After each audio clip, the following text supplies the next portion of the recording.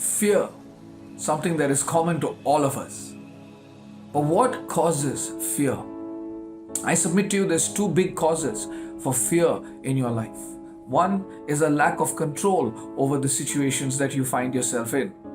You can't control it. You can't control the outcome. You can't control all the factors within a certain situation. There are too many variables in that situation. And so you get fearful. I know people who hate a roller coaster, me included, because I'm not in control. I'd rather drive a car. I'm in control. Fear, it shows itself in different ways when you are not in control of a situation. The second cause of fear is a lack of information in any situation. Where there's too many things that are still in the dark. You don't know enough. You don't know what's around the corner, and so you're scared to take that turn. That's why people don't like change, because they don't know enough about the factors on the other side of the change, and they're so fearful of change. So two reasons for fear, or two causes of fear: a lack of information about a situation and a lack of control in a situation. But what is the human response to fear?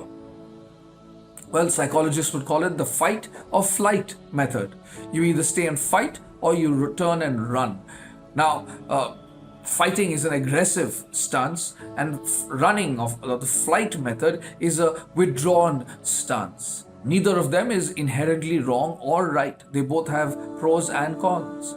Aggressive behavior is not necessarily bad just because it has the word fight in it. It could mean that you buckle down and you fight your way through, you give it your best to overcome a situation. But aggressive fight method could also mean anger, could also mean tantrums, could also mean a lot of strife and struggle, and maybe even harsh words at some time when you get fearful. Withdrawn or flight method is not necessarily bad as well. It could mean that you back off from situations quicker and you don't get drawn into these places where you throw off or show off your anger. But withdrawing could also mean that you never try anything just because you're scared.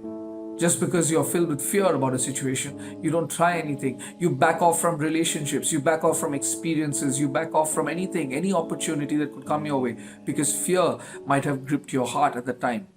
Whether it's control or information issues, you are fearful. Those are the human responses to fear. What does the Bible call you and me to do? Well, there's a man in the Bible called Joshua. Joshua was fearful about what was around the corner. Moses, the great leader of Israel, who had taken them out of Egypt and had told them that the Lord would lead them to the promised land. They all looked to Moses to take them across into this promised land that they had been waiting for. Now Moses had passed away. Joshua was tasked with leading the people, a couple of million Jews, into this promised land. Joshua doesn't have control of the situation ahead of him. Joshua doesn't have enough information about the situation that is ahead of him. Joshua is fearful, and the Lord finds him fearful. And the Lord comes to him. God comes to Joshua in Joshua chapter 1, and he says, Joshua, don't be afraid. But Joshua chapter 1 and verse 9, God tells him, Joshua, don't be afraid, for I am with you. The Lord your God is with you. Please notice with me, God doesn't tell Joshua, hey, I'm going to give you information, inside information about where you're going. God doesn't tell Joshua, hey, I'm going to give over some of my power, some of my sovereignty to you, some of my control over the situations to you. God doesn't secede that to Joshua. God's promise is none of those. God's promise is his presence with Joshua. When Joshua went up against the people of Jericho, God didn't tell him, hey, I've got inside information of you. The wall, there's a weak link in the wall. Let me tell you where it is. Joshua, come here. Let me whisper it to you. No, he doesn't. He doesn't give over power over the walls and nature to Joshua and say, whatever you want to do with it, man. No, God says, you obey me. My presence is with you. All the way in the New Testament, Jesus does the same. In Matthew chapter 28 and verse 18, he says, all authority in heaven is given to me. I am omnipresent. I am omniscient. I am omnipotent. I am capable of everything. I know everything, and I'm everywhere. Jesus says, all authority has been given to me in heaven and on earth. And he doesn't say, now I give it to you, so you go and do it. Do what I tell you to do. He doesn't give his authority to you. He says, all authority is given to me. Now you go. You go and you do the things I've told you to do. He's already told them before. When they go and they live out that life, they're going to be persecuted, some of them even killed for the sake of the gospel. But he tells them, all authority is given to me. Verse 18, verse 19. So you go and do what I'm telling you to do. And then verse 20, he says, and I will be with you even to the ends of the age. Again, that's Jesus' promise to us, my dear brother and sister. He doesn't secede power and control and authority to you. He doesn't suddenly pour out bags of information into your hand like some palm reader who looks at your hand and says, tomorrow this will happen and day after this will happen and oh, you'll have a nice husband and oh, at this age this. No, he doesn't do anything of the sort. He doesn't give up information or power to your control. He invites you to a relationship with him. He says, I will walk with you. Come, walk with me.